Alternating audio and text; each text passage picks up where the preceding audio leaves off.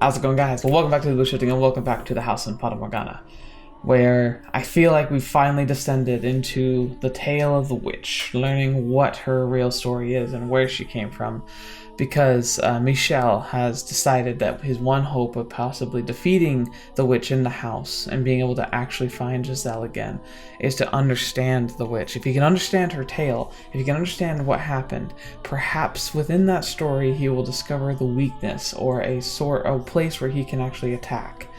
Because at this point, I mean, there's really nothing he can do. She's in control. She's pulling the strings. She's making all the calls, and she's cackling all the while at our stumbling and fumbling, trying to do things like find 3 locks with 3 shades that open a door into the tower that really doesn't take us anywhere, and behind another locked door that we can't open.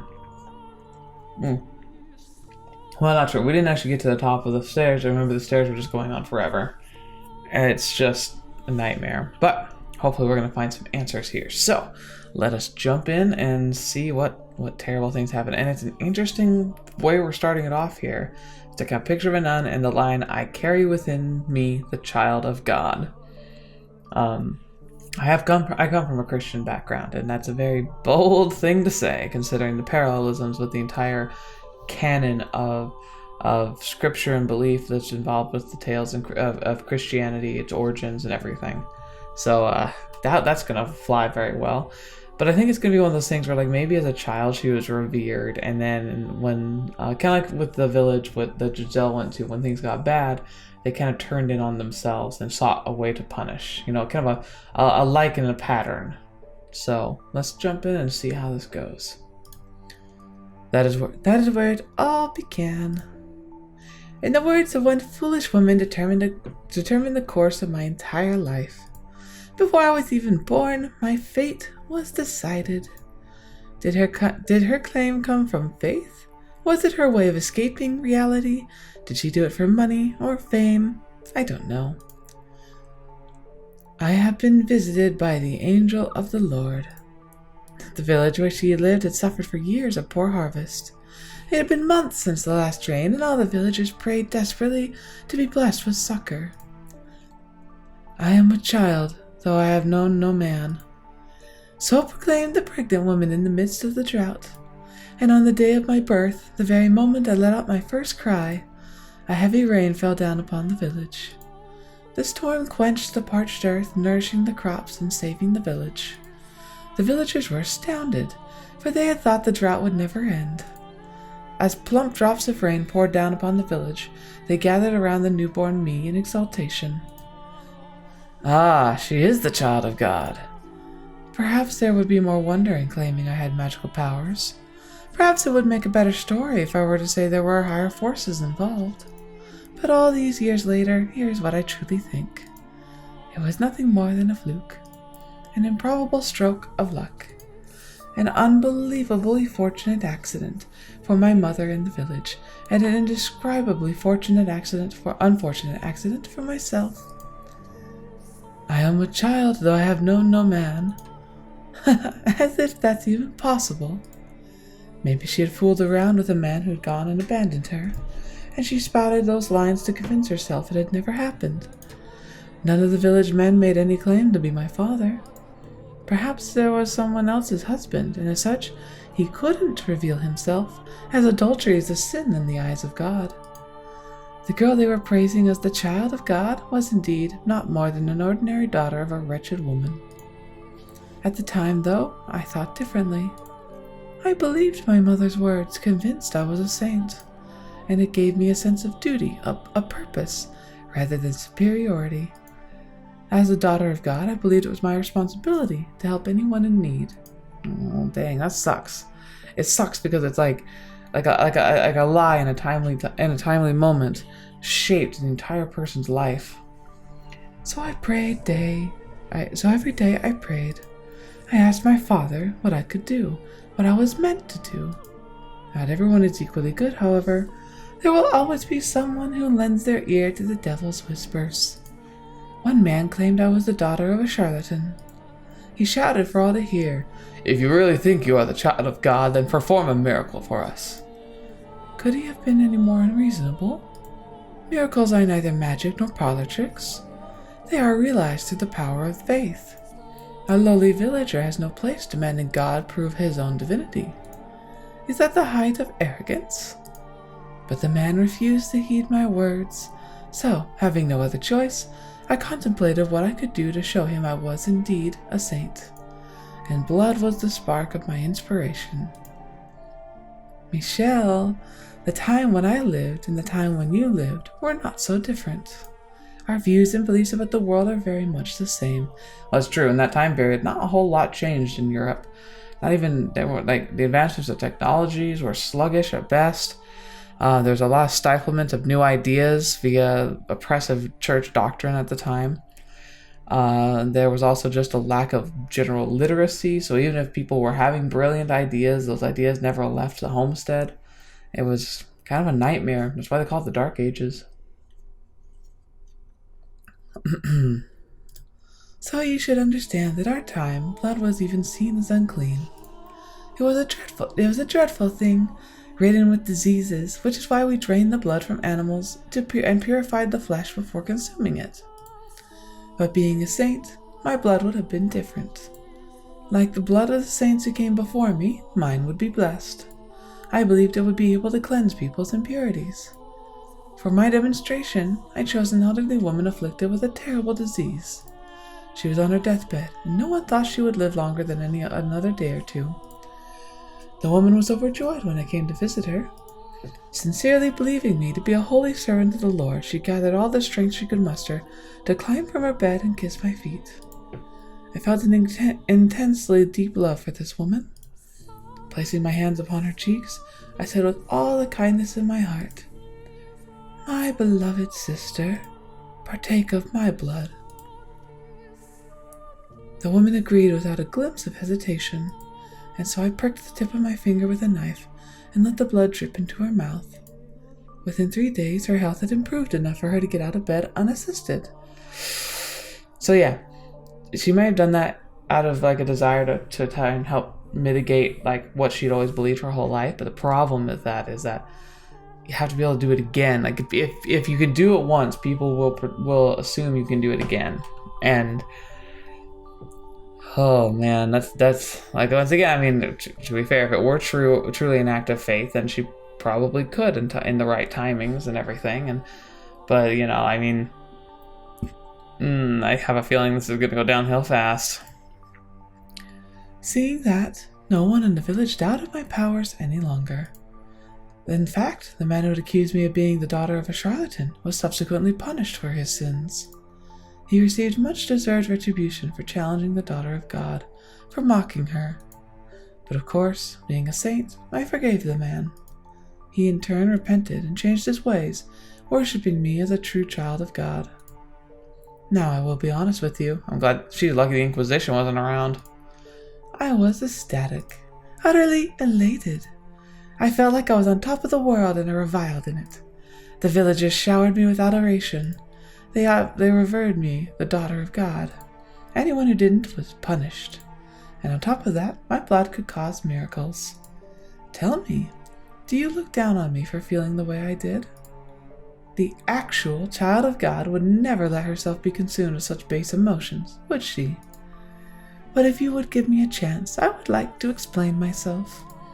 I was but a young girl at the time, and to a child, her mother is the world. Anything she said is the absolute truth. Sadly, it's true. Kids are so impressionable. And I've mentioned, if you're on my Discord, I've been talking about some of my worries about the new legislation that's gone through. But the backbone of the reason why legislation like COPPA exists is because children are so impressionable that we really need to regulate their exposure to propaganda and manipulative media, because they can't tell the difference. And so we should always be careful. And parents have a responsibility to their kids to be able to educate them and to avoid patterns of brainwashing, which is something that people get accused of, for instance, if they're religious. I come from a religious community and I was raised in a religious community. So I can understand that it can be easy to manipulate kids into believing certain things.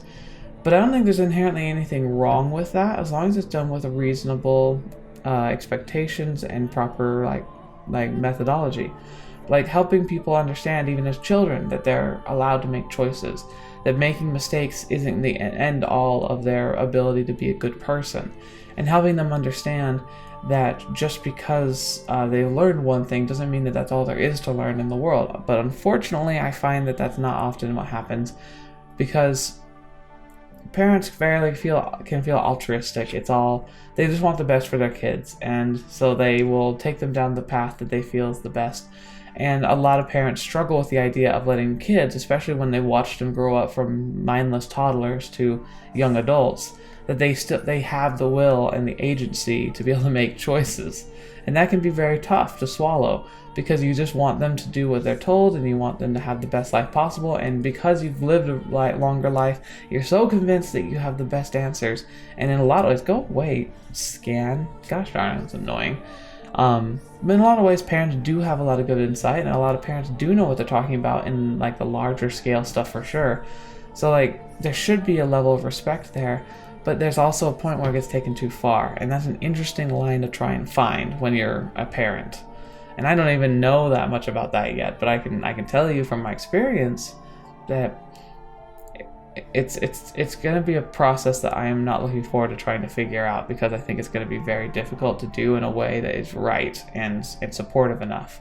So I hope I don't fail, but I still think it's a good goal to strive for. But unfortunately, I'm guessing this mother isn't as altruistic as she should be. In fact, I'm quite sure that she's enjoying what she's been able to pull off with all this. So when my mother's claims so happened to coincide with a lucky miracle, my young mind was set in stone. I was a saint. My blood could heal the sick, and nothing would convince me otherwise. After all, I was but a girl of 6 years old. Oh, fetch! No wonder, come on. You can't expect a 6-year-old to be able to like really suss out what's going on or even make proper choices. Good grief. It is not my place to decide whether my blood has truly miraculous powers or not. If you think they did, then it did. And if you think that it was all happenstance, then so it was. Miracles are brought about by faith. So the elderly woman who was healed was done so by the power of her own belief. Baseless hope and desire can at times make the otherwise impossible reality. You understand just how major a role religion played in our time, don't you, Michel? Especially as someone whose life was taken from him in the name of God. And you understand how powerful word of mouth can be as well, don't you? It didn't take long for word of my miracle-performing child of God to spread. Travelers from faraway lands came to our village, all in the search of aid. Driven by a mixture of elation and duty, I gave my blessings unto every pilgrim who sought them. I gave them my blood, yes. My young hands were perpetually covered in wounds. Running out of skin on my fingers, I cut the back of my hands and palms of my wrists. Before long, they had turned into swollen, carved-up black and red horrors. Oh, infection. And so I kept them wrapped in cloth at all times. The only time I uncovered them was to give blood to those who sought it. My lacerated hands were, in all uncertain terms, gruesome and unsightly. But the believers who came to see me all wept at my selfless sacrifice. And so I came to cherish those wounds. There were some for whom no miracle took place, but whenever that would happen, the villagers would come out and say, "The daughter of God is not to blame, you simply lacked sufficient faith."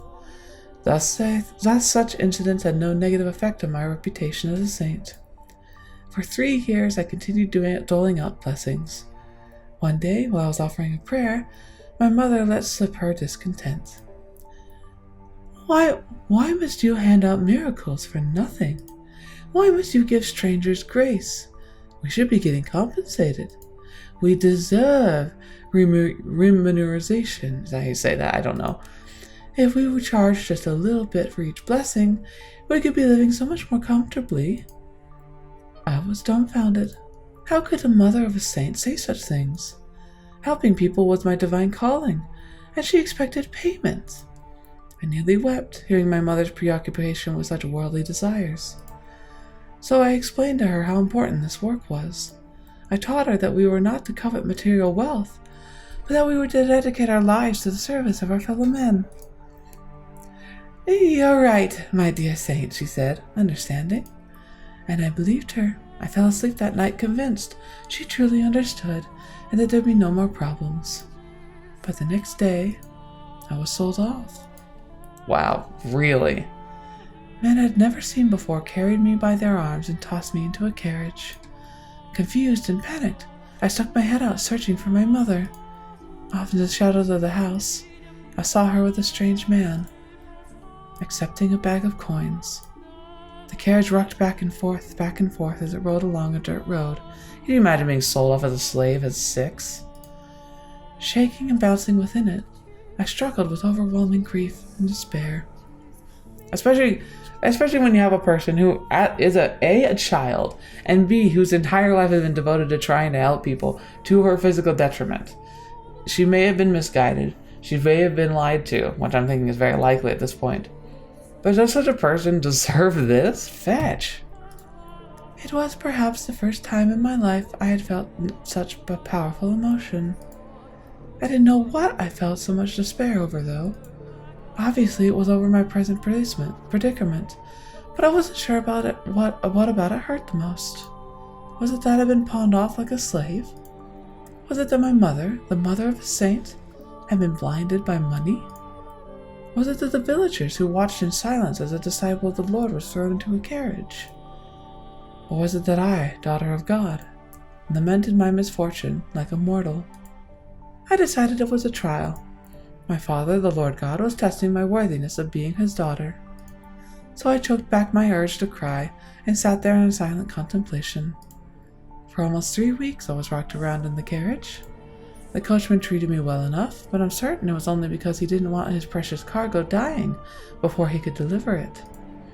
He did not by any means think me the child of God. The 3rd week the carriage arrived at a city. It was much larger than the village I'd grown up in, with many, many more people crowding the streets. Something about them felt different too. They all spoke in a tongue foreign to me, which was when I realized I was far, far away from home. I was delivered to a lavishly decorated mansion for the region's lord. Brightly colored flowers bloomed wildly in the gardens as guests laughed and ate extravagant meals. And in addition to them, there were probably 4 times as many slaves moving about the grounds. Getting a range of looks from everyone we passed, from smartly dressed men to scrawny, emaciated servants, I was led to the Lord's chambers. The Lord was surrounded by beautiful women. I don't like where this is going. Perhaps they were slaves, perhaps they were prostitutes. I could not tell. Among them were some girls hardly older than me. Ooh, I really don't like where this is going. They all wore thin swaths of cloth, barely covering themselves at all. The Lord looked me up and down, and with a laugh he said, Welcome, daughter of God. You'll be performing miracles for me now. Miracles are not something to be performed for one single person's benefit, I replied, shocked and furious that he had just said something so utterly blasphemous. In response, he said, I bought you. You are my property. You have no right to an opinion. But I would not have any of it. I entreated him to give up his indulgent lifestyle and devote himself to the service of the Lord. But the more I pleaded, the deeper the creases on his face grew. Thinking back on it now, it was hardly surprising. A 9-year-old girl was scolding the most powerful man in the region. I believed it was my duty, and that I was only doing what was right, but he surely saw it as incredible arrogance. So the Lord forced his will upon me. He bound my hands and feet and cut me without my permission, filling a goblet with my blood and passing it around to his guests. A saint's blood for good fortune to all. That was when I realized the Lord was only interested in the approval of others. He reveled in the envy and he pranced about, showing off his curious new toy. Me. He didn't need any of my miracles. Neither he nor any of his guests were afflicted with disease or misfortune. They were all richly blessed. Every time he threw a banquet, he drained me of my blood. It became nearly impossible to find a spot on either of my arms that wasn't a swollen reddish-black gash. And soon, because my arms weren't providing enough blood for him, the cutting spread to my legs. Fetch. Jeez, this goes so dark. I lived in a haze of half-consciousness. Yeah, I bet. How is it that this game can take stories and like every subsequent story just gets more horrific every time? I literally didn't think it could get much worse than what we were seeing before. But good grief. Honestly, I'm amazed it didn't kill me, though perhaps my lord was simply taking care not to take more than my body could spare. Watching the wealthy partygoers laugh and sip my blood through bleary eyes, another wave of despair came over me. My miracles, my blood, were not meant to be an appetizer at a feast. They were meant for the sick and the poor. But despite my wishes, the Lord persisted to squeeze me dry day in and day out for his own enjoyment. For a while I was convinced it was all God's test. That was part of his plan for me, his daughter. That if I could make it through this trial, I would be allowed to go back to helping people. That man would celebrate my success, envy me, worship me. The sinners would face punishment. That divine retribution would be delivered unto all who had wronged me, a saint. With each passing day, my spirit grew more twisted. Would anyone have believed the scarred and bloody girl tied up on the floor of the banquet hall was a saint? Unlikely. This was no charitable gathering, but an unholy Sabbath. Perhaps it was caused by my corrupted spirit. Perhaps it was my heart's way of crying for help. Or perhaps it was the devil giving me my witch's mark. But no matter what the cause, during one of the bloody banquets, I underwent a transformation. I was half conscious as usual, but one of the guests pointed at me and shouted something. His face went pale, as if he was afraid, which I found quite curious. The Lord then approached me, grabbing me by the hair and lifting my head. He yelled something, but it was far too gone to be able to make out what he was saying. Suddenly I found myself released from my bonds. But my body had grown so weak from being tied up for so long, I didn't have the strength to hold myself up, and so I collapsed to the floor.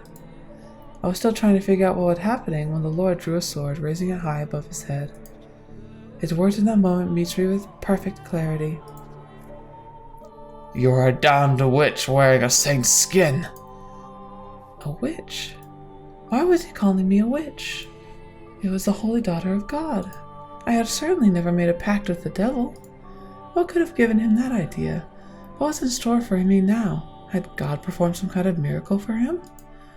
Dozens of thoughts and questions floated through my mind as death hung over me. I couldn't comprehend anything, and so I didn't feel any fear or anger at my impending death. I was simply curious. What had happened to me? But before I had a chance to find that answer, the Lord swung down his blade.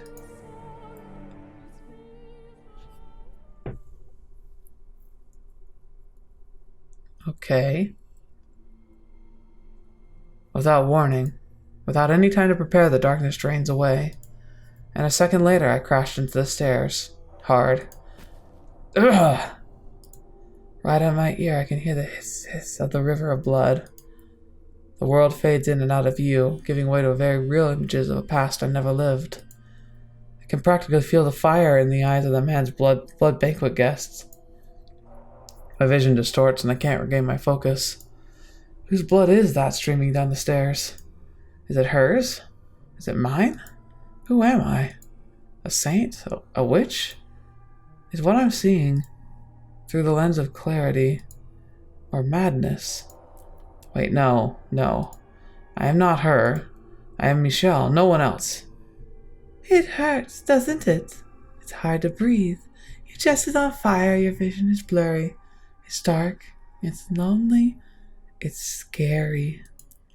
It's frustrating, it's disheartening, it's exasperating, isn't it? What you're feeling is exactly the pain I felt. I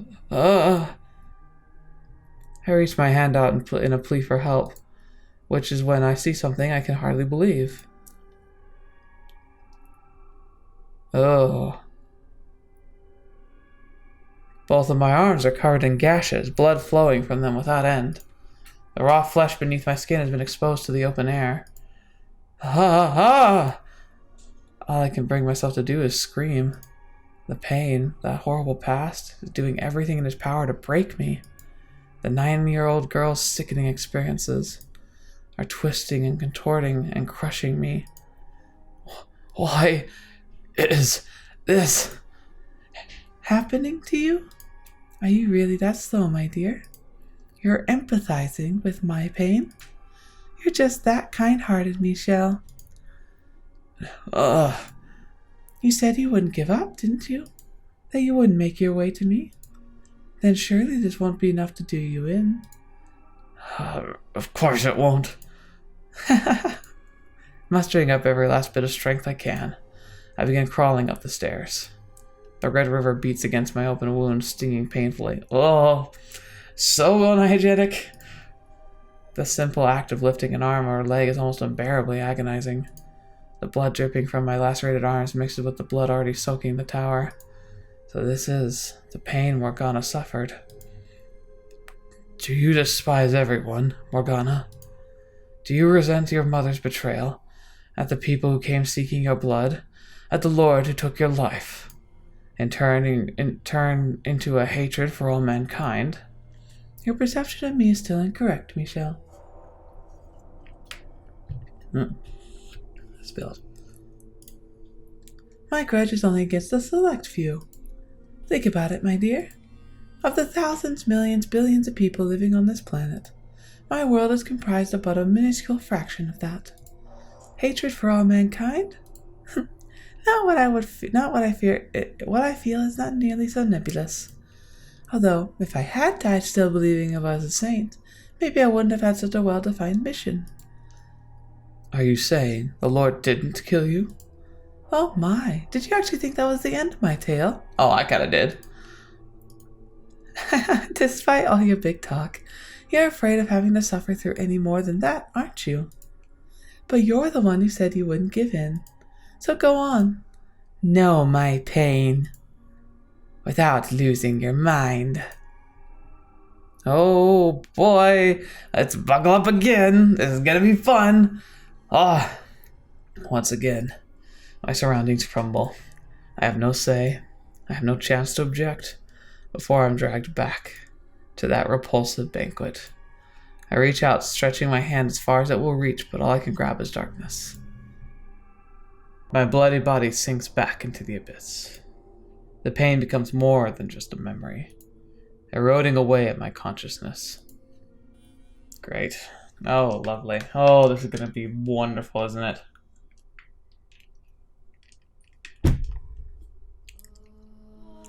You're a damned witch wearing a saint's skin. Maybe if I had died then, I wouldn't have become the witch you know now. But that is all conjecture. Sorry, I just dropped some ice. Theorizing about what could have happened is an exercise in futility. But no, I did not die that day. Brought together by constant mistreatment, the Lord's slaves chose that moment to start their revolt. When he swung down his blade, someone bumped into him, and it was knocked off course. I didn't have the strength to get to my feet, so I simply watched the chaos unfold before my hazy eyes. It never occurred to me that I should try to escape. At some point during the riot, a young man, one of the slaves, grabbed me by my bloody, limp arm and led me out of the Lord's manor. The young man brought me to a slum, a place where the people banded together in the hardship, barely scraping together for enough to eat every day, let alone pay taxes demanded of them. But by the time we arrived at a small brothel located a ways into the slum, the fog was starting to clear from my mind. I knew where we were, and feeling the gazes of those scantily clothed women, I trembled. In a sense, that was possibly the most frightened I had ever been in my life, despite everything else that I'd been through. The idea that I had fallen so far that I would have to become a prostitute scared me to death. After all, I was a saint, and saints weren't supposed to were supposed to retain their purity. Spreading my legs for any man who gave me enough coin would shatter my very identity. As that was going through my mind, I probably shouted "no" in protest, because the slave gave me an exasperated look and told me he hadn't brought me here to become a prostitute. He said he knew someone here, someone I could trust, and that she would give me a room. I had trouble believing him, though. I couldn't trust the word of a prostitute, or someone who valued money more than her own body. It was all a trap, I was sure. One day, they would tell me I had to do work. Nothing he said would convince me otherwise. I mean, she might not have been wrong. Like, maybe she was wrong, but I don't blame her for thinking that. That's pretty, I don't know. It's a reasonable expectation, considering how life kind of is like that. Counting on the benefit of others is great, but very risky. My experience has been that more often than not, even those who proclaim they will help you in times of need will not rise to the occasion when the time comes. Only your truest of friends and closest of family can really be counted on for that. Never expect an employer to always have your back. Never expect a community to always have your back. Often it can be the simplest little things that can switch them back into turning against you. And I'm trying not to sound too terrible, but it's very true. Like, it wouldn't be such a terrible thing if it wasn't kind of real. Like, and I've gone through it enough times to know it's foolishness to just assume that just because, you know, you're doing a good job and people around you are appreciating like what you do in your presence, that they'll always just have your back for it. It's not the case at all. You need to be careful, studious, and effectively you need to be diligent in making sure you make wise decisions. So, I understand her fear. I wouldn't be surprised if it didn't end up going that way at some point. But she also is kind of in a situation where taking any help is preferable than being on the street. I could not believe what I saw. That couldn't be my face. It had to be an illusion. There was no way. That was not the face of a saint. It couldn't be. It wasn't real. It wasn't possible. Patches of skin had fallen off my face, exposing the raw red flesh beneath. She must have caught some kind of... maybe it's sepsis. Maybe it's like an infection of her blood. But still, I'm not sure if it would cause her face to start to fall off. That's crazy. It looked quite similar to what had been done to my arms and legs. Except my face had never been cut before. Looking at myself in the mirror, even I doubted my own sainthood. The thing in my reflection was a hellish abomination. It was the twisted face of a witch. And although I was shocked by what I saw, at the same time, it answered several lingering questions. It explained why the Lord and his guests had panicked at the sight of me. And it also explained why he had said that I was a witch wearing a saint's skin. Over the course of a dozen banquets I participated in, my face must have mutated, twisted into this ugly, sickening, monstrous thing. The sight of what I'd become sapped the last bit of willpower from me. Not because I was particularly fond of my face or thought of myself especially beautiful. Ah, go away. I saw it clicked on the outside of that. And that was kind of a creepy that jumped right to a face right there. But because it crushed me to see everything saintly about me crumble away. Test from God or otherwise, I didn't have the strength left to attempt to overcome it. Deciding I would rather be dead than struggle any longer, I begged the slave to kill me. Taking one's own life was a sin. If I did that, I would not be able to return to my father's side, and I wanted to ask him why I had been put through such tribulation. But the young man refused. He said, completely missing my intention, that if I persevered, good fortune would eventually find me. He said that if I lived on, I would eventually have a chance to get my payback. I had no such worldly concern, though, but if no one would take my life, I had one choice but to live. I despised life at the brothel. The men who came to buy their services were disgusting buffoons and the kind of people who would think they could deceive God. And the women fawning over them were just as repulsive. That said, I had nowhere else to go, which meant I was forced to suffer that sickening place. By the time the year or so had passed, my feelings about it had changed. The women of the brothel took good care of me, treating me like a sister. At first it was just irritating. I was a saint. How could a saint have prostitutes for sisters? But over time, I got to know them better, grew to appreciate their circumstances and hardships.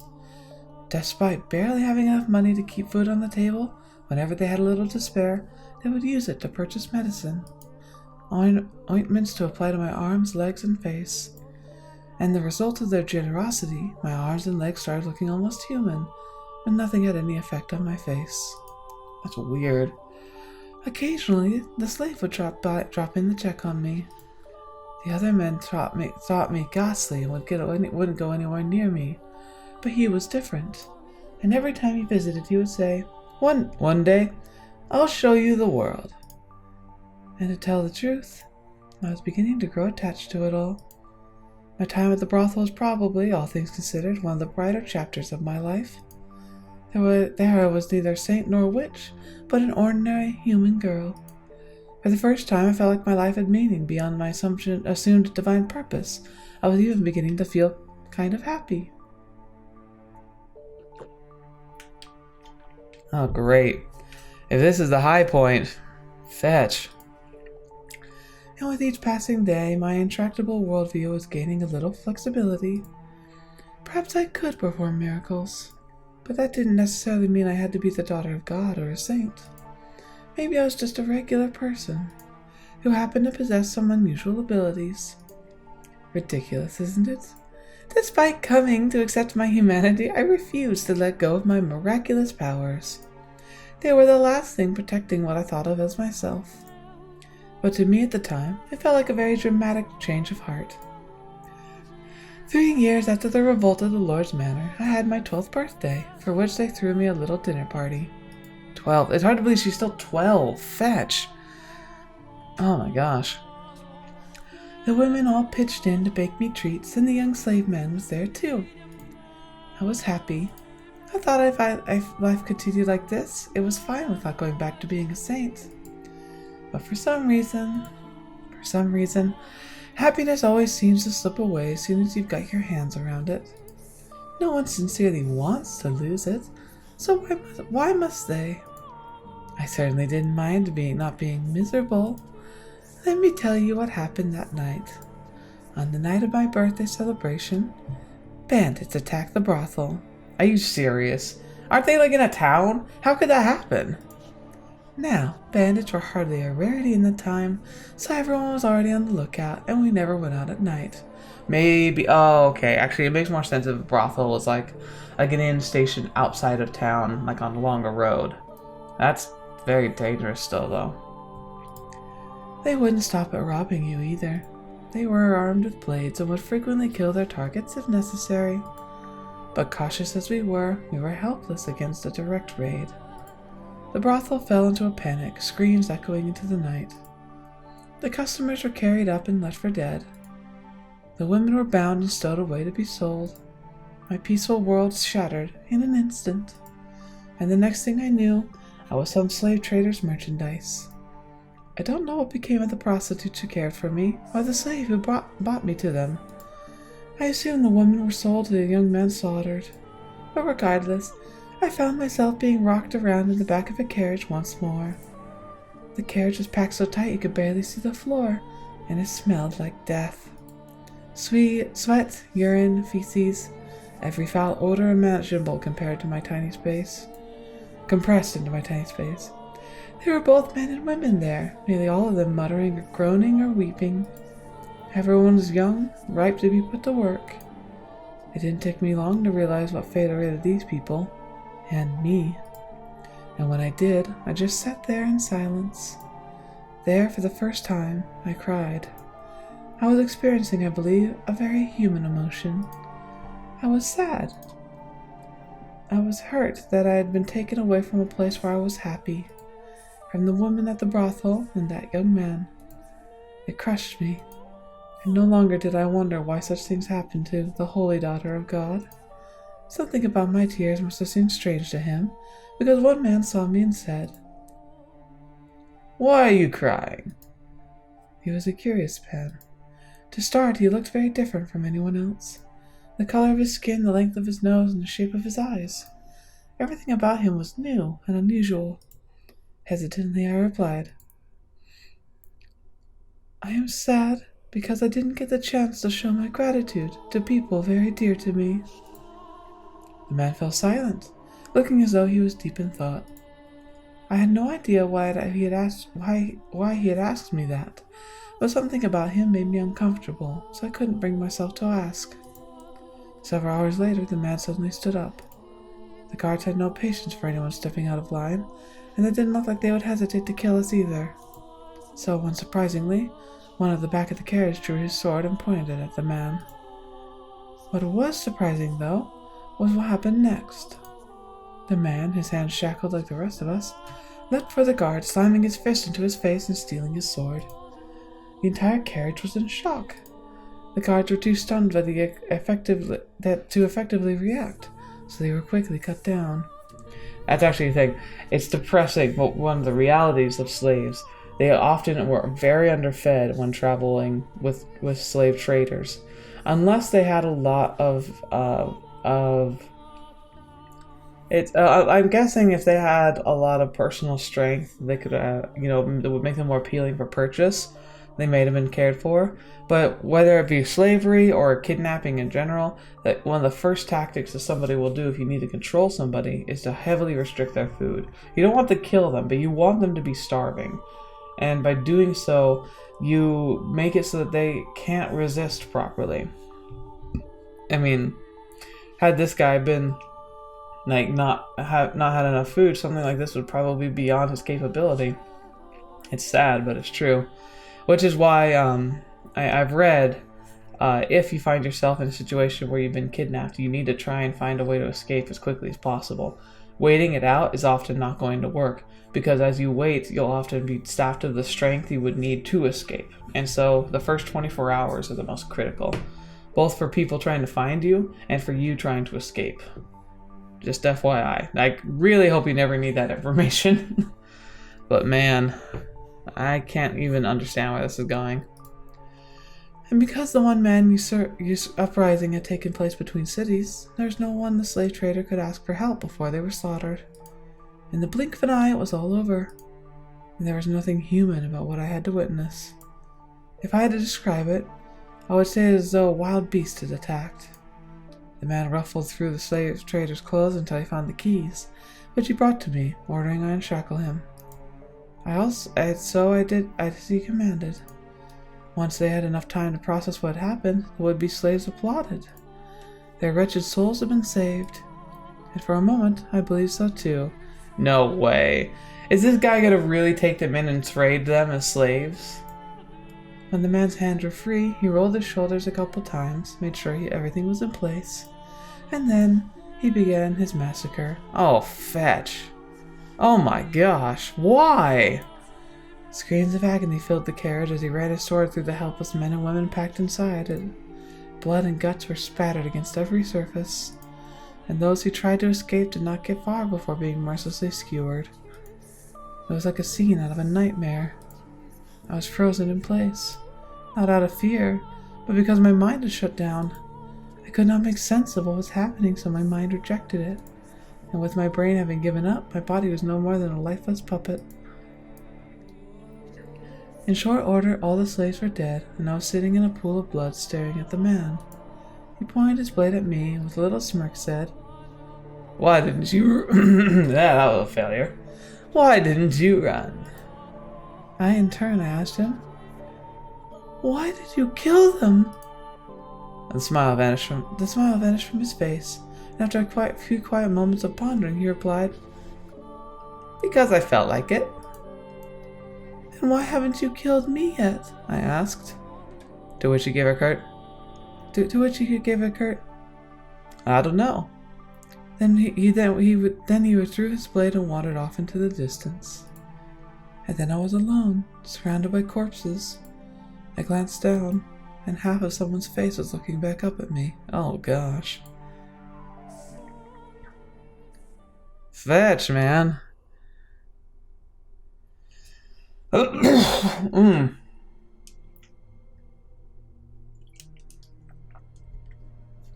Sorry, but man. Wrapped in absolute darkness. Warm blood spills onto my cheeks, my hair, my skin. Chunks of human flesh rain down on me. Make it stop. Pitter patter, pitter patter. There's no end to the deluge. The smell of death fills the air. I'm struck with a wave of nausea so strong I can't hold back the contents of my stomach. I'm surprised you lasted this long. But when my mouth opens to vomit, blood pours into it. Ugh!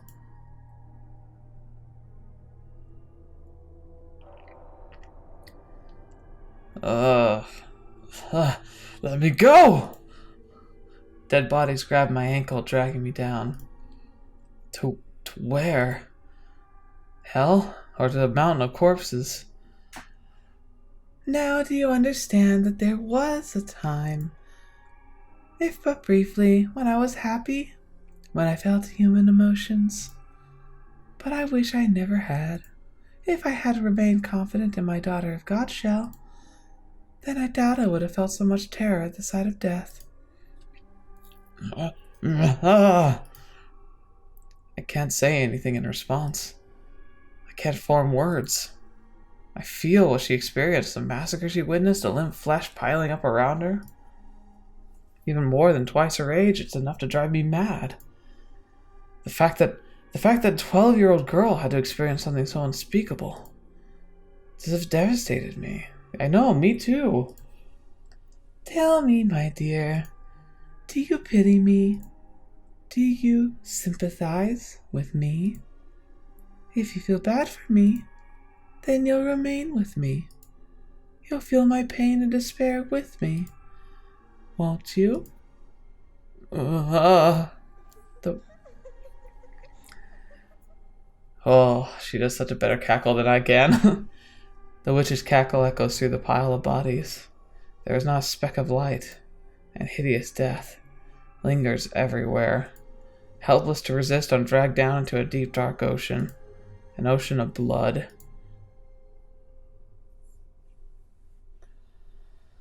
Fetch! What on earth's gonna happen now? Now on with the story. I was at a complete loss for some time after that. I didn't want to return to the city because I knew there was no one left who would take me in. There was only the Lord who had bound me and drained me of my blood. So I wandered the roads, no destination of mind and nothing to defend myself but the clothes on my back. Frankly, I was rather surprised I wasn't attacked by bandits. After walking for days without food or water, my mind was hazy and my exhaustion at a peak. In the distance, I saw a lake. So driven by my thirst, I turned my unsteady feet towards the water, not caring that it took me off the main road. And it turned out that I was the correct choice, because there was a small cottage beside the lake. Smoke rising from the chimney, telling me it wasn't abandoned. Out of sheer desperation, I knocked on the door. No one answered. I really want to check something real quick. Yeah, I didn't think so, but I haven't checked in a while to make sure that there's nothing creepy going on in the text. The door wasn't locked, so I slowly, hesitantly pushed it open. And beyond it, I found an old woman sitting dead in a chair. The woman was a witch. By trade, that is. It appeared she had a deep knowledge of medicinal herbs, using it to make an assortment of medicines. In her cabinets were dozens of small grass bottles containing dried, powdered leaves, crushed berries, among other things. On the fire was a cauldron, liquid bubbling inside. Wow, she must have literally just died. The woman looked as though she was asleep. Presumably she had passed away of old age, for there was no sign of bandits having rooted through her cottage, and she had a look of absolute serenity on her face. Looking over at the woman's dead body, I didn't cross myself. I envied her. Dragging the woman's body by her feet, I dumped her into the lake. Do you think doing so makes me a bad person? Makes me unsaintly? I mean, back then, there wasn't really like an investigative or police force. Maybe you should have tried to show a little more respect to her, but, I mean, I don't really blame you. I mean, at least you didn't need her, right? I mean, at this point, who frickin' knows? Well, I didn't have anywhere else to go, and the owner of the cozy cottage was no longer of this world. There was no reason I couldn't fill the home with her in her stead, was there? I deserved to have somewhere to feel comfortable after everything I'd been through, didn't I? And so I took up residence in the old witch's cottage, and remained there until my 16th year. By 16, a terrible cynicism had taken root in my heart. I had no trust for people. I shut them out, building high walls around myself. After such a tumultuous, bloody childhood, it was all I could do to protect myself and keep my young spirit from cracking. Nevertheless, traders would on occasion pay the old witch's cottage a visit, seeking her medicines. Whenever someone arrived, I would cautiously crack open the door open, telling them they could trade for whatever they wanted with food and never showing my face. One day a young man showed up at the cottage. "My sister has fallen very ill, and she desperately needs medicine." He was very soft-spoken. Oh, I'll fix that. There was a distinct kindness in his voice with which I thought unusual, curious. What kind of person could he be? What did he look like? What expression did he make as he spoke? To satisfy that curiosity, I stuck a peek at him through the crack in the door. He was a handsome young man with flowing flaxen hair. Oh no! And upon seeing me, he didn't flinch back in disgust. He smiled. According to him, his younger sister had fallen gravely ill, and thought that if he tried a number of remedies, she was still bedridden. The medicines I gave him, too, had no effect, but he persisted in his quest, visiting me again and again for new combinations to try. He wanted nothing more than to relieve even the slightest bit of his sister's suffering, and, moved by his dedication to his family, I too wanted to do anything I could to help. For the first time in years, my world encompassed more than my small cottage. When the young man came, he would ask not only for medicine, but to go on walks with me. He volunteered to spend time with me, despite my horrifying appearance. It's not healthy to hole up inside all the time. You've got this beautiful lake right here. What do you think? What do you say we take a little walk around the shoreline? Oh my Mel, he said with a smile, taking me by the hand. We spoke as we circled the lakeside. His voice was always soft and pleasant, like a ray of light shining through the cracks in the wall. When I was with him, I felt like I could be an actual person, an ordinary girl. He talked about his sister more than anything, and whenever he did, he was the brightest and most melancholy. The young man had been a member of a noble house, but disputes over who was the rightful heir had forced him and his sister out. Shortly after that, his sister had fallen ill and was now bedridden.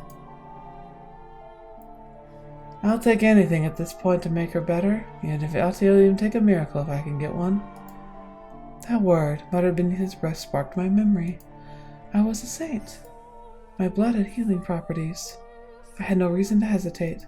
Someone needed my help, who deserved this more than the kind-hearted young man's sister. So I decided to tell him what I really was. That my blood had miraculous powers, and that had saved people. That the moment I had been born, the drought plaguing my village had come to an end. That I had been known as a saint, a daughter of God. I told him everything.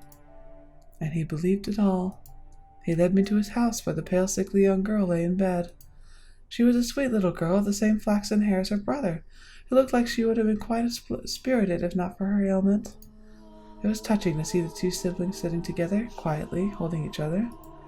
I would gladly give my blood for the two of them. And so I made a new cut on my arm, which had healed considerably thanks to the slave... Thanks to the slave and the women of the brothel. I let the girl drink of my blood. Neither of them had any doubts about my sainthood, and because of that they believed, a miracle occurred. The flaxen-haired girl recovered enough to get out of her bed. I was extremely proud of myself.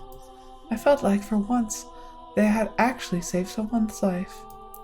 The only issue was, she didn't make a complete recovery. For a few days after drinking my blood, she was in good health, but her condition quickly regressed. I was deeply perplexed by this. A miracle had undoubtedly taken place, but it was only temporary. Now, though, I believe I can explain what happened. Her recovery was nothing more than a placebo effect caused by her faith, but that's something I could not have known at the time. We were all three perplexed, and we were all three disheartened. Nevertheless, I was prepared to give her my blood as many times as needed. Whenever her condition worsened, the young man came to request more, and never once did I turn him away. On the contrary, I enthusiastically offered her my services. Over time, though, the hope in his eyes began to fade. He asked me for fewer walks, and seemed hesitant to look me in the eye. I assume it was out of discomfort, out of guilt, out of shame about our asking for my blood. But I didn't think his concerns were for me, rather himself and his sister. As I mentioned earlier, blood was considered unclean in our time, and not only was I giving mine away, I was having a sister embebble it? Is that right? Embebble? Looking at it that way, it would hardly be a surprise for him, or anyone else, to think what I was doing was depraved. As time passed, the flaxen-haired young man seemed to grow more and more disturbed by me. That was what I got for opening up. That's what I got for letting his kind, warm light shine in on me. The moment things went bad, he pulled away. There were times when I thought I shouldn't have done anything in the first place, but regardless, I held fast to my original decision. I would put myself on the line for them. No one else. Just them. Even if he was afraid of me or had no interest in seeing me. I would continue offering her my blood, and I was firm in my resolve. One day, though, I received a new visitor. The young man was still the only one I would show my face to, the only guest I had let into my walls. So, as usual, I took the man's request from behind the cottage door. But I could hardly believe my ears when he began speaking. Oh no. Are you the witch with the miracle blood? First, how did he know my blood had powers? Second, why had he called me a witch and not a saint? Third, why did he sound like the man who had slaughtered the slave carriage? Oh no. I told the man he had to leave. Now I would not be opening the door for any reason. In response, he said, I am in need of your blood. Can you not spare a little? My blood was for the sick and needy. I would never spare a drop for a murderer like him. And I told the man exactly that, demanding he leave. All I could think about was the pile of bodies, the fountain of blood. The man drenched in crimson, wearing a ghastly smirk. I trembled behind the door, fearing he may have gone on another such rampage. But instead he gave me simply, as you say, and went on his way. I let out a deep sigh of relief, which is when I realized tears were rolling down both my cheeks, like an ordinary girl. 3 days later, the flaxen-haired boy showed up at my cottage. I'm sorry for being so distant lately. I want to talk things over. It sounds like a trap. Those two sentences were like a light shining from above. I wanted to talk to him too. I wanted to take a walk around the lake and listen to him talk about nothing. I wanted to experience the warmth of his world once more. And I wanted to tell him about the terrible man who had been there a few days earlier. About how scared I had been. I wanted him to tell me it would be all right. I wanted to talk to you too, I said, opening the door without a second thought. The light of the sun was so bright I could make out his silhouette. I couldn't see the look on his face or the look in his eyes. A gentle breeze blew past, and my mind froze. How could this be happening? What did it mean? Why? How? What was that man doing, standing behind him? Why was he carrying a sword? Why was he coming into my house? And why did he swing it down, severing my arm? Oh my gosh! Fetch! I was in a daze. I couldn't make sense of anything. I didn't want to. My left arm fell to the floor before I even knew what was happening. Then my legs gave out. The pain, searing and unbearable, came a few moments later as I was laying in a never-expanding pool of my own blood. I did something then I had never done before. I had resisted doing, no matter how much blood the Lord had stolen from me. I screamed. It was a hideous, visceral noise, a sound I had never thought a saint could make. The same ear-splitting howl the slaves had made as the man butchered them. I writhed and wailed, I wept, and I crawled to the floor of my own blood. I begged and I begged and I begged for my life. The man walked over, picked up my severed arm, and then, shockingly, he tossed it to the kind-hearted young man. After which he said, "That is your share. Should last you long enough." Share? What did he mean, share? What was he talking about? Why had he given him my arm, and why had he taken it? What was he talking like they knew each other? Why? I had spared blood for him when he asked, hadn't I? So why was he doing this? Was cutting my arm off, like sealing it and stealing it, easier on his conscience than simply asking? You understand how I feel, don't you? You can put yourself in my shoes, can't you? The young man refused to look me in the eye. Holding my bloody arm in his trembling hands, he fled from the cottage as quickly as his legs would allow. The man then walked over and picked me up. I had neither the strength nor willpower to resist.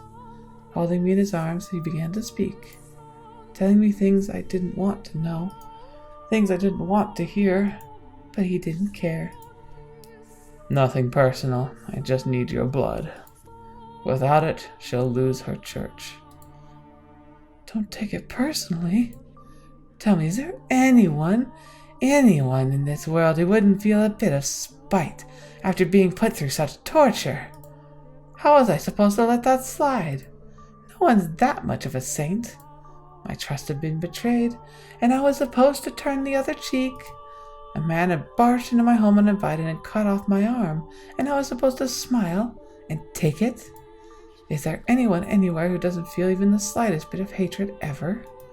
Is there anyone in this world who could just laugh and brush off this level of abuse? Tell me, is there? How could I not hold a grudge? How could I not despise them? How could I possibly forgive them? Tell me, please. Tell me how I could. She needs some money. I need a way of getting enough money to keep her church running. So the Lord made me an offer. If I brought him the witch with the miracle blood, he would finance a whole new church for her. The Lord? Why him again? Why couldn't he leave me alone? After trying to kill me during one of the bloody Sabbaths, why was he after my blood once more? Had he learned it really did have miraculous powers and decided he wanted me back? You get to be the sacrifice.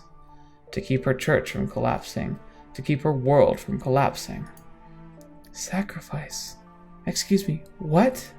And what is all this about keeping her church from collapsing? You murdered a carriage full of innocent people. Are you trying to protect a church? You? Are you out of your mind?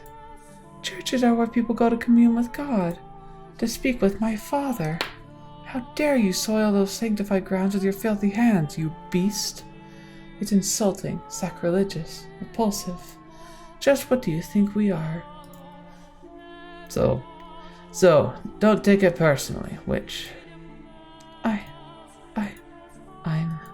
I'm not a witch. I'm a saint. I was a saint. My blood exists to do the Lord's work, not to satisfy the advice of men. Why is this happening to me?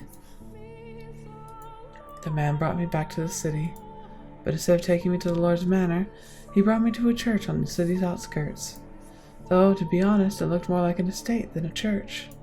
The church also served as a hospital, offering free care to less fortunate children, the poor, and the infirm. That was where I learned why he'd said they needed money. The overflowing owner of the church offered unconditional assistance to anyone who came. Even when food and supplies ran low, they would ration their own in order to keep helping others. As a result, the church was perpetually on the verge of collapse.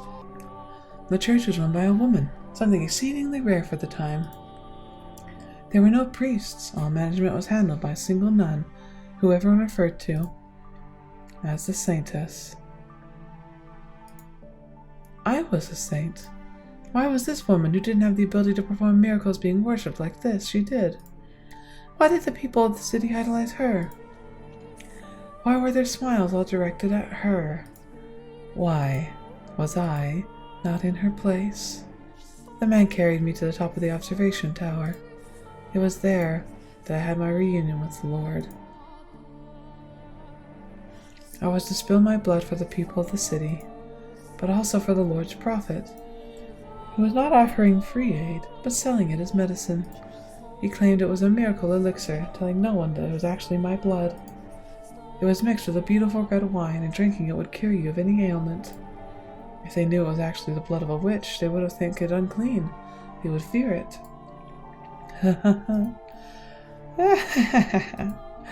Oh boy. I remained imprisoned for a long, long time. In the beginning, the swordsman guarded me. Though before long, the flaxen-haired young man showed up as well.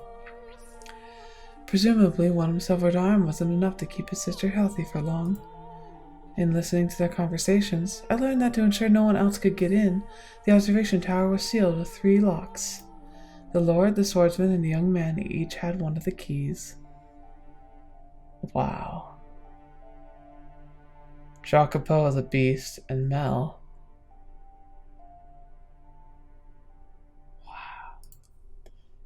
I was their secret, locked away in the tower for them to drain of my blood away from wandering eyes. Time went on, and I grew progressively weaker. Wait a minute, the chapel inside the mansion. That's the church. The church was originally just a church, and then it became incorporated as part of a manor. Oh my gosh. I lost the will to eat and the will to live. My only view from the tower was the clouds through the window high up on the wall. Occasionally a pigeon would fly in, sometimes a butterfly, and I would glare in envy as it fluttered around, free to come and go as it pleased. And soon it was spring. Every spring the church held a festival to pray for the coming year's harvest and the people's well-being. I could hear the bustle from far below through the window, even as everyone rushed to prepare. I heard the flaxen-haired girl's voice who had regained her health, drinking my blood. I heard her brother's voice who had betrayed me. I heard the nun's voice who played the saint in my stead. I heard the barbaric swordsman's voice who had chopped off my arm. And I heard the Lord's voice, the root of all my suffering. I heard people praising the saintess, though I was the true saint, was locked in the tower. I heard people thanking the Lord for his generous donations and miracle medicine, though it had all come from me. Propped up on my suffering, they cheered and chinked glasses of my bloody wine. Those merry, peaceful, cheerful, spirited sinners' voices resounded in my tower, and at noon on the day of the festival the church bell tolled. 1, 2, 3, 4, 5, 6, 7, 8, 9, 10, 11. And with the 12th chime, I died. As the bell's last pealing faded into silence, the tower door swung open. Standing on the other side of it were 3 men. They must have wanted to drain a little more from me to use in the feast, but they arrived at the worst possible moment. The foxy-eyed young man was the first to express his consternation. Why? I never wanted her to die. Was she not eating? The Lord gave my corpse a casual glance and said stone-faced, Seal the tower off. Understood? No one finds out about this. How can you be so calm? Do you understand what you've done? Huh. Pinning the blame on me? How nice it must be to be able to distort reality with panic. The swordsman had been silently observing the Lord and the boy's conversation and interjected. You're just as guilty as any of us. Not only did they not mourn my death, they argued over whose fault it was. There was no regret, no remorse. The young man muttered absent-mindedly, I never wanted her to die. What did his intentions matter, though? It was his betrayal that had ultimately tethered me to this mansion. But the fact that they didn't grieve my death, and instead squabbled amongst themselves like filthy rats, was the final straw. How could I not despise them? I don't believe I actually had the power to perform miracles when I was alive. It was all faith, the illusion of belief. I was neither a saint nor a witch. Their blood wine was only effective because people placed their faith in the other saintess. I was only ever human. But then, in that moment, an actual miracle. Fetch. Wait, one sec. I want to see. Okay. No, she has like a butterfly choker on her. An actual miracle occurred. My father bestowed upon me his power. Or perhaps it was the devil who lent me his strength. I was looking down upon my own dead body, my own wretched self. There was nothing beautiful about the pile of bones I had become. I could almost smell the rotting flesh. That was once a saint? I laughed at the thought. But it was absurd. ridiculous, and infuriating.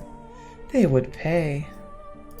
Those who would cast me into this hell, who had mocked me, who had done this to me, who had made a witch out of me. Hatred coursed through me, revulsion at everyone on the ground still smiling. They would know just whose dead shoulders their little party was resting upon.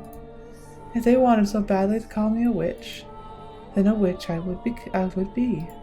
I would kill them, every last one of them, place a curse on their souls, and so I made my wish.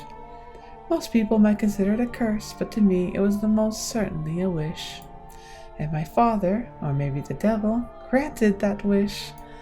From the garden, there rose a scream. The flaxen-haired young man knew the voice better than anyone. He went deathly pale, darting down the spiral staircase until he reached the window. The young girl was on her knees, vomiting blood in the grass. The young man let out a yelp as he descended the remainder of the staircase. As soon as he reached the garden, he lifted the girl in his arms, but she had already perished. Realizing this, he cried to the heavens, saying the one thing he should have kept to himself. "The witch killed her! The blood of the witch killed my sister! The wine you're drinking is no medicine. It's the blood of the witch! You're all drinking witch blood!"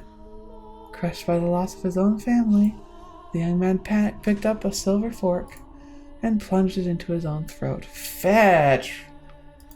Ending his life. Naturally, there was an uproar. Goblets of wine crashed against the earth in rapid succession, as the people holding them fell to the ground and vomited or convulsed. Wow, so she actually poisoned her own blood. The nun was the first target of their outrage. When she had claimed to be the medicine, had turned out to be blood, an unclean substance. The blood of a witch, no less. The servant of the church, the servant of the Lord, had given her followers blood to drink. And this, their indignation surged uncontrollably.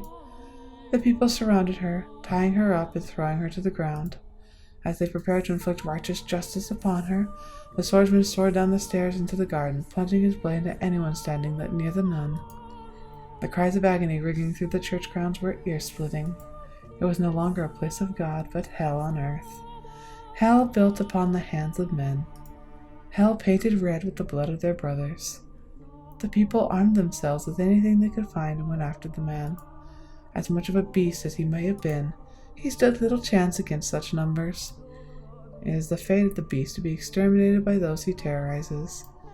And once he was gone, the nun had nowhere left to protect her. She too was consumed by their frenzy. All that remained was an inextinguishable inferno, hysteria and despair, madness and outrage, and no outlet for it. It was a revolt that made the slaves' uprising of the Lord's Manor look like a game. Eventually their rage found a new target, the Lord. It was only natural, for he was the true villain. He was the only one who had given money and the witch's blood to the church. He was the one who had profited off it. And above all, people often resented those who stood above them, particularly in times of unrest. The city resounded with cries for the Lord's head, and he looked down upon it all from the safety of the observation tower. He could do nothing but watch his domain burned. I can only imagine how painful that must have been. But before long, having seemingly made his peace, he began descending the spiral staircase. He opened the door at the bottom, revealing himself to his people. But before the door had swung all the way open, before he'd had the chance to say his final words, someone ran a blade through his chest. With that, the raging fervor mostly settled down, but it was hardly the end of the destruction.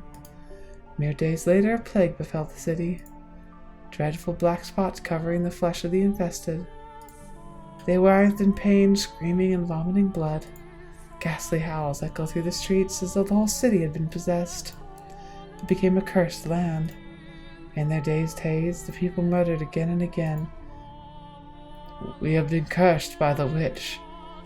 In less than a week, the entire city was dead. My body was left abandoned at the top of the observation tower.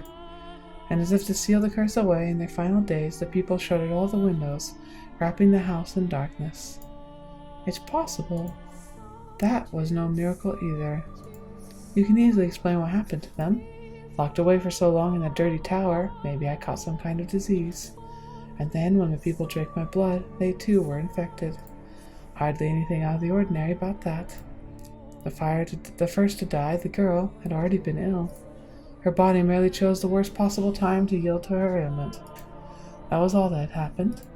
Indeed, it was nothing more than a fluke, an improbable stroke of luck, an unbelievably unfortunate accident for a city and these 3 men, and an indescribable fortunate accident for myself. But I wish I believed it was a miracle. That even my blood didn't have healing properties. And even if I wasn't a saint, my wish, my curse, was what caused that uprising. That was my miracle, granted to me by God or the devil. I chose to believe that, and that my miracle took on its true form thereafter. My curse had brought death upon the 3 men, but for whatever reason, my rancor was far from sated. They had died, so what? Death is but a transient agony. It's nothing compared to what I've been through. So I made my next wish. I wished for their reconstruction. I wished eternal suffering on their souls. I wished to trap them in a never-ending cycle of pain and hatred. This was my wish for the flaxen-haired young man. He treasured his dear sister, and he desired a quiet life. So I wished for him to have just that. And I wished for his dearly beloved sister to love him more than anything in the world. For his world to be destroyed by love gone too far. This is my wish for the beast-like man. He was conscious of the tendency for violence, and he yearned to be more human. So I had his inner beast toned up just a little. I saw to it that he would never be human, so I would never have the peace he so desired. My wish for the Lord was more straightforward. He seemed to have great affection for wealth and authority, so I ensured those were the only things he could ever have. Who needs love or friendship when you could be drowning in power? Once he had lost everything, his solitude would be his only companion. Wishes can come true, as long as you always hold fast, never stop wishing, and never surrender. They can come true. Eternal suffering on all their souls, and then the cycle of reconstruction and unavoidable tragedy.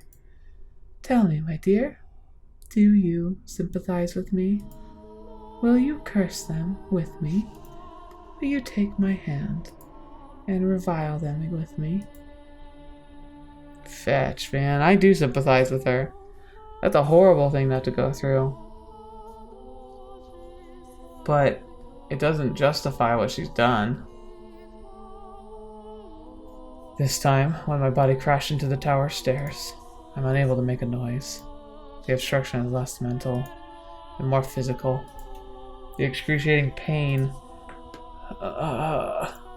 it's so intense I can't even eke out a scream. My vision is distorted, my mind thick with fog. Starvation, probably. I feel like I'm gonna fall in the bottomless pit if I loosen my grip on my consciousness even slightly.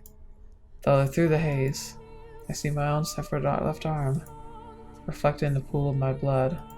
I see my face, large chunks of flesh peeled off. Ugh! Look at you, trying to crawl up those stairs like a worm. How pathetic. It's like I'm looking at my old self. I can barely form a coherent thought. I can't lament her inhuman fate. Can't mourn for her, or be shocked by the revelation about the 3 men in her history with them. Pain. It fills every corner of my mind, every nook or cranny of my body. You figured it out by now, haven't you, my dear? You'll never make it to me. It's not possible. But it's not your fault. It's not because you're weak. There's simply no one who can bear this pain. You're allowed to give up, to rest. There's nothing wrong with that. The pain, the crushing weight, it's miserable, isn't it? But all you have to do is turn back, and it'll all go away. The witch whispered her sweet temptations. You put in such a fine effort. There's no shame at all in throwing in the towel. Her voice soft, gentle, pleasant. I think it's supposed to be serene, but maybe not. Concede defeat. If I do, it'll all go away. The searing pain spreading from the stump of my left arm. The sensation of being perpetually drained of my blood. The miserable solitude of staring at the door that never opens. The laughter I can hear through the window. My miserable wailing and this maddening hatred. It can end it all. That's right. It will all be over. You'll have the power to make it stop. Make it all stop. Yes, Giselle, focus on her. No! I can't let that happen. No! I have to get her back at my side. I'll do anything to take her back, even if it means I hand of 1,000 tiny scraps of meat. I will not give up on her for any reason. You won't, will you? Oh, such beautiful resolve. Willing to sacrifice yourself to save the girl. Like a hero of legend. Or maybe a fairy tale prince. No. I am no hero. I am no prince. I am a human, an ordinary man. I don't have any extraordinary potential. I'm not a courageous leader or a charismatic general. I'm just a regular man, in love with a regular woman, who refuses to lose her. I don't need any other accomplishments, only that. That's all I need, because I'm just a regular man. My one act of resistance. It doesn't matter what you say. It doesn't matter how much you cut me up. Nothing changes what I have to do. I have to take her back and set her free from this mansion. Nothing else. And never will I back down on that. Arms or no, as long as I can move, I must push forward. I must make my way to the woman who waited for me for so long. Up to the top of the tower. Forward, ever onward.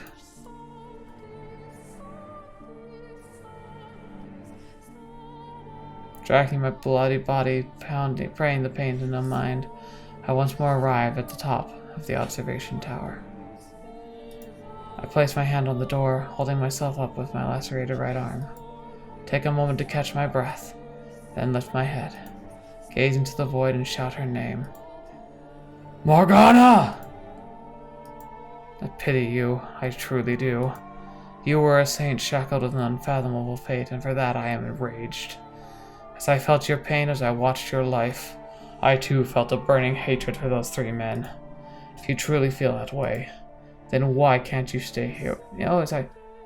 If you truly feel that way, then why can't you stay here with me? We're all dead anyway. We've reached our ends. Do you honestly think there's anything more for us? There isn't. The end is the end. So what do you say the 3 of us, me, you, and Giselle, torture the 3 of them and everyone they cared about? Make them suffer here for all eternity in this house. And that way, you and Giselle can be together forever too. That's not an option. Why not? Because hatred only brings you pain. Huh. Oh, that's brilliant. You spouting stupid platitudes at me? I can't believe my ears. Save your nonsensical moralizing about how hatred does you no good. I won't hear it. I'm doing just fine for myself, my dear. In fact, I've never been better. I feel wonderful. Do you think that would be enough to persuade me? Really? Ah, disappointing. And here I thought you understood me. Morgana. Why do you say what you really think?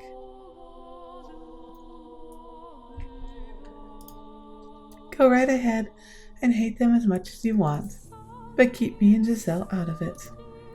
Why don't you just say that? I do feel bad, truthfully. For all the time we spent together, never once did I ask about your life. I was so focused on myself, and in the end, I pushed you away. Like you did. You wanted to be with Giselle, so you pushed me out. I wish I wish I had asked you sooner. I wouldn't have changed anything, though. It wouldn't have changed anything, though. One puny man knowing what I went through would hardly be enough to erase the loathing I bear. It would have turned out the same regardless. There was nothing you could have done for me. There is nothing. Still, I would like to apologize. Had I known what you carried in your heart, perhaps I could have chosen my words better. Instead of rejecting you, I could have chosen some other response. I cannot remain in this house, nor can I allow her to stay either. So I would like to apologize for both my past actions and my present. Well, in that case, the door is open, Michel. Open the door, Michel. I take another moment to catch my breath, and then I gather my strength into the hand on the door.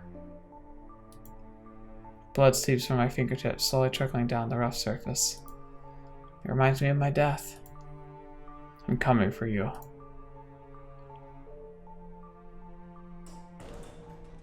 I push open the door, and that's where we're going to stop.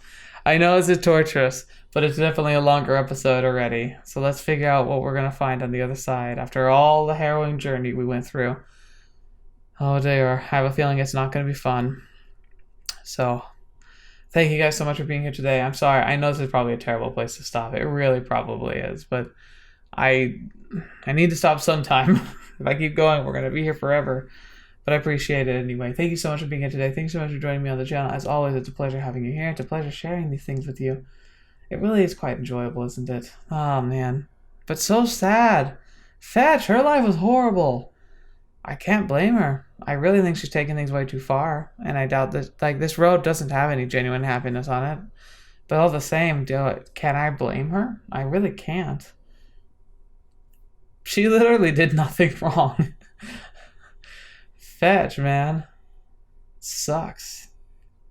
But how ironic all the same. Anyway, we'll find out next time if we can actually defeat her in this house somehow. And if Giselle is savable, or if she's given into madness already.